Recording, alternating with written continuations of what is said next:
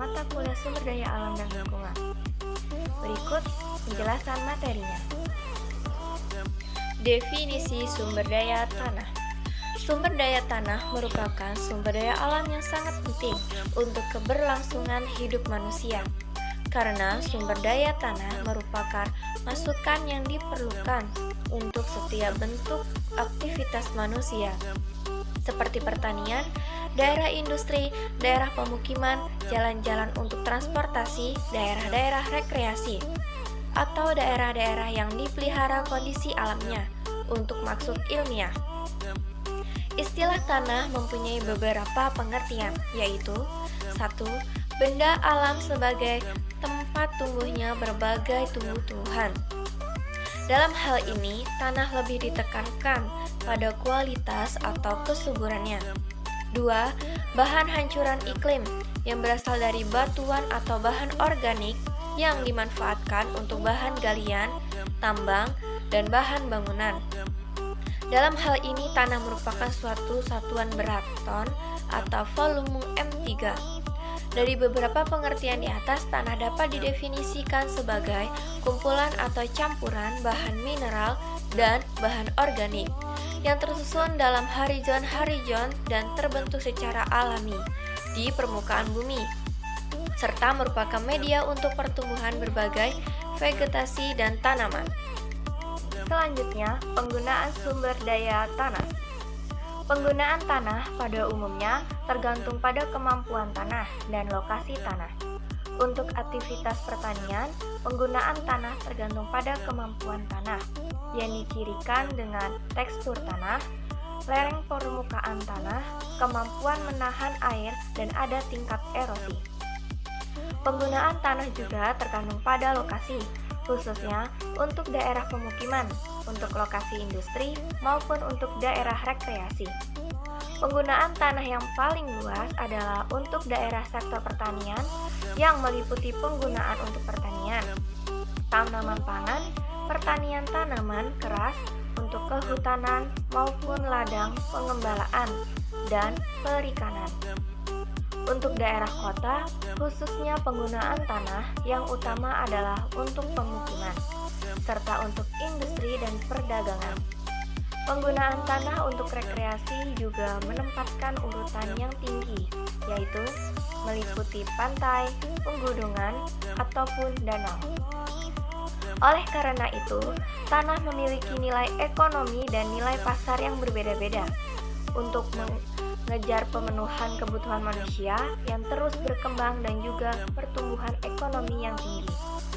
Pemanfaatan sumber daya tanah seringkali kurang bijaksana dan untuk jangka pendek, sehingga kurang mempertimbangkan kelestarian sumber daya tanah tersebut. Akibat pemanfaatan tanah yang kurang bijaksana, yaitu berkurangnya persediaan sumber daya tanah yang tinggi kualitasnya, dan manusia semakin tergantung pada sumber daya tanah yang semakin rendah kualitasnya. Ada beberapa kegiatan manusia yang dapat mengakibatkan menurunnya kualitas tanah pertanian. Di antaranya, A. Penyalahgunaan tanah pertanian, B. Kehilangan tanah pertanian, C. Pencurian tanah pertanian, D. Pencemaran tanah pertanian. Dengan semakin langkanya sumber daya tanah, maka perlu pengelolaan sumber daya tanah secara optimal dan dilestarikan untuk mencapai kesejahteraan sosial yang maksimum. Selanjutnya ada aspek konservasi dan ekonomi sumber daya tanah. Aspek konservasi sumber daya tanah. Konservasi sumber daya tanah berarti penempatan tiap bidang tanah sesuai dengan kemampuan tanah tersebut dan memperlakukannya sesuai dengan syarat-syarat yang diperlukan agar tidak terjadi kerusakan tanah. Usaha-usaha konservasi tanah atau lahan ditunjukkan untuk mencegah kerusakan tanah, memperbaiki tanah yang rusak, memelihara serta meningkatkan kesuburan tanah agar tercapai produksi setinggi-tingginya dalam waktu yang tak terbatas. Selanjutnya, aspek ekonomi sumber daya tanah.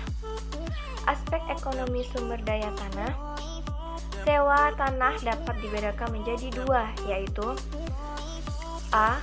Sewa tanah kontrak rent sebagai pembayaran dari penyewa kepada pemilik, di mana pemilik melakukan kontrak sewa-menyewa dalam jangka waktu tertentu. B. Keuntungan usaha ekonomi rent atau land rent yang merupakan surplus pendapatan di atas biaya produksi atau sebagai harga input tanah yang memungkinkan faktor produksi tanah dapat dimanfaatkan dalam proses produksi. Adapun teori sewa tanah model klasik yaitu A. Teori sewa tanah David Ricardo. David Ricardo memberikan konsep sewa tanah atas dasar perbedaan dalam kesuburan tanah terutama pada masalah sewa di sektor pertanian. Analisis David Ricardo berdasarkan asumsi bahwa pada daerah pemukiman baru terdapat sumber daya tanah yang subur dan berlimpah. Dia berpendapat hanya tanah yang subur yang digunakan untuk bercocok tanam dan tidak ada pembayaran sewa sehubung dengan penggunaan tanah tersebut. Karena penduduk masih sedikit jumlahnya, sewa tanah akan muncul hanya apabila penduduk bertambah sehingga permintaan akan tanah meningkat dan akhirnya menghendaki digunakannya tanah yang kurang subur oleh masyarakat. B. Teori sewa tanah von Thunen. Faktor lokasi dalam menentukan nilai sewa tanah diamati oleh von Thunen, yang meliputi daerah-daerah subur dekat pusat pasar memiliki sewa tanah yang lebih tinggi daripada daerah-daerah yang lebih jauh dari pusat pasar. Menurut von Thunen, sewa tanah berkaitan dengan biaya transport dari daerah yang jauh ke pusat pasar. Selanjutnya ada penentuan harga tanah.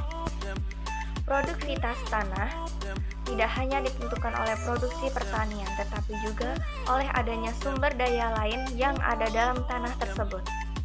Selanjutnya, harga tanah lebih ditentukan oleh kekuatan permintaan dan penawaran. Semakin langka sumber daya tanah itu dibandingkan dengan permintaannya, maka akan semakin tinggilah harga tanah tersebut. Lokasi tanah berkaitan dengan jarak sumber daya tanah dari pusat perkotaan, pasar atau kegiatan produksi, dan perdagangan. Semakin dekat jaraknya dengan pusat-pusat kegiatan, maka semakin tinggi harganya karena adanya perbedaan biaya transportasi. Namun, sesungguhnya meningkatkan harga tanah juga berkaitan dengan banyaknya fasilitas yang diciptakan, terutama oleh investasi pemerintah yang bersifat pekerjaan umum, public service, seperti pembangunan jalan, fasilitas listrik, lapangan terbang, saluran irigasi, dan lain sebagainya. Untuk mencegah kenaikan tanah dapat dilakukan agar pemerintah berusaha untuk mengalihkan dana yang tersedia dalam masyarakat ke arah investasi yang produktif dan bukan untuk spekulasi tanah. Pengenaan pajak seharusnya disesuaikan dengan peruntukan tanah yang dijual, belikan di kemudian hari. Sebagai contoh, apabila tanah digunakan untuk kegiatan produksi, maka dikenakan pajak yang rendah.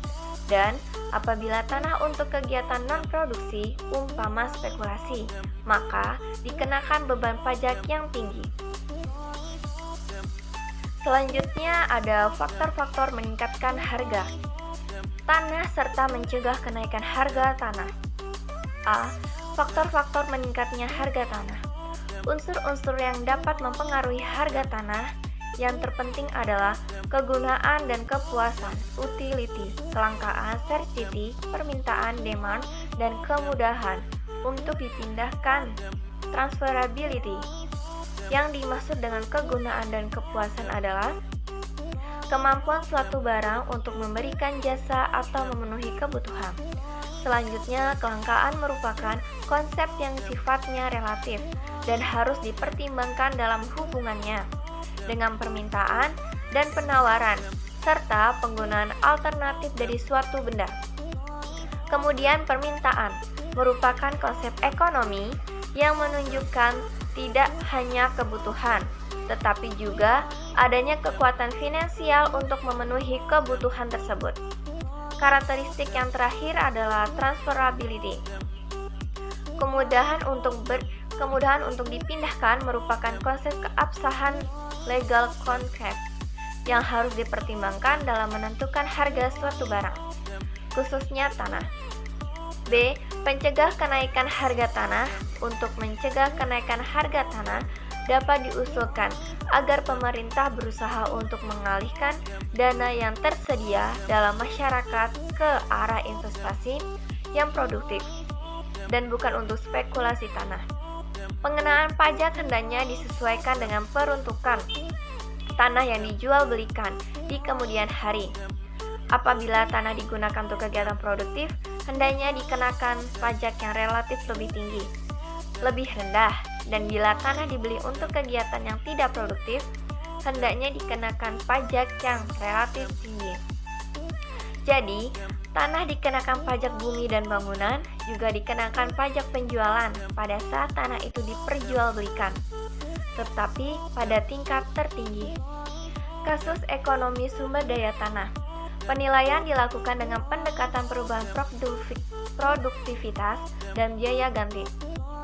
Pendekatan biaya ganti didasarkan pada asumsi bahwa erosi tanah dan aliran permukaan menyebabkan terjadinya pencucian hara dan efektivitas pupuk bagi tanaman lebih rendah yang pada akhirnya akan menyebabkan penurunan produksi. Kehilangan hara yang disebabkan erosi pada lahan usaha tani dikonversi dengan jumlah pupuk seperti urea, TSP, dan KCl. Kehilangan tanah yang dikonversi dengan pupuk dipandang sebagai biaya kehilangan produksi akibat erosi dan dipandang sebagai biaya kehilangan di tapak on-site cost. Penggunaan informasi kandungan hara dapat digunakan juga sebagai mekanisme bagi mengembangkan pengelolaan yang berdampak pada produksi. Ini juga berarti bahwa kondisi biofisik menggambarkan bagaimana dampak dari sistem produksi usaha tani yang ada, baik pada lingkungan maupun ekonomis. Nilai kehilangan erosi tanah yang terjadi dibedakan pada beberapa tipe penanaman kopi yang dilakukan penduduk. Tipe penanaman kopi ini ada yang menggunakan tindakan konservasi tanah dengan menanam rumput sebagai strip dan atau menggunakan rorak. Upaya ini akan menyebabkan kehilangan tanah akan berkurang dan pada akhirnya akan menyebabkan efisiensi penggunaan hara menjadi bertambah baik. Solusi dari kasus erosi tanah. Walaupun petani sadar akan manfaat dari konservasi tanah dan kelestarian lingkungan, pembuatan bangunan konservasi tanah memerlukan biaya yang tidak sedikit. Biaya ini cukup besar untuk kondisi penerimaan pertanian lahan kering sekarang, sehingga menyisihkan sebagian besar untuk investasi terus dirasakan, merupakan tindakan yang kurang bijaksana. Masih kurang menerapkan konservasi tanah secara mandiri. Oleh karena itu, pemerintah perlu membantu menyediakan dana bagi konservasi, di samping juga mengembangkan enforcement pada pemilik lahan sebagai orang yang bertanggung jawab atas pelaksanaan penggunaan lahan yang dimilikinya. Pelaksanaan konservasi lahan merupakan program yang harus dilaksanakan, tetapi dengan kondisi petani umumnya di hulu das. Maka langkah yang harus diambil adalah meningkatkan kondisi sosial ekonomi petani. Hal ini bisa dicapai dengan menerapkan sistem usaha tani terpadu, yaitu mengkombinasikan tanaman pangan, tanaman keras, dan peternakan yang sesuai dengan kaidah usaha tani konservasi tanah. Dengan sistem ini, petani melihat adanya keuntungan yang bisa diperoleh dan konservasi tanah dijalankan. Di samping kondisi lahan yang kurang menguntungkan, masalah lain adalah permodalan. Fungsi dari modal adalah meningkatkan proses produksi yang selanjutnya akan meningkatkan efisiensi dan pendapatan. Untuk mengatasi permodalan bagi pelaksanaan usaha tani konservasi, pemerintah dapat memberikan subsidi bagi petani lahan kering untuk melaksanakan pembuatan bangunan konservasi, seperti pemerintah membuat saluran irigasi di hilir. Insentif permodalan ini akan merangsang pertanian mengelola lahan usahanya secara intensif dan memenuhi kaidah konservasi lahan dan air. Sekian, terima kasih. Itulah pemaparan dari materi pengelolaan sumber daya tanah. Semoga dapat dimengerti dan bermanfaat buat kita semua. Saya akhiri. Wassalamualaikum warahmatullahi wabarakatuh.